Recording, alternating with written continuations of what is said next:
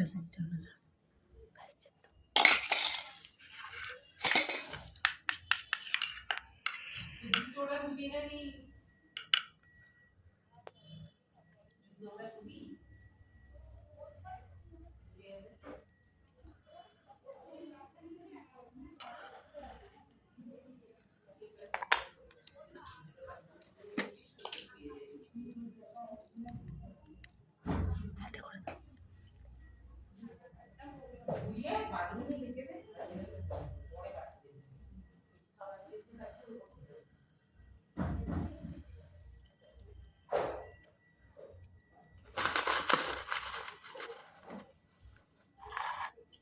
তুই এদিক ওদিক তাকাচ্ছিস কেন? শুধু এইটাকে ফোকাস কর না। ওইটাকেই তো ফোকাস করেছি।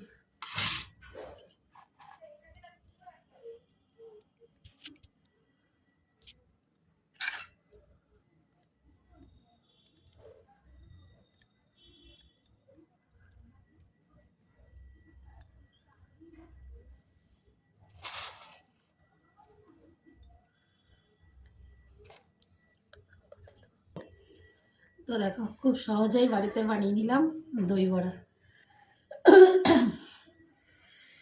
ঘরে থাকা যা উপকরণ ছিল সেটা দিয়েই করেছি।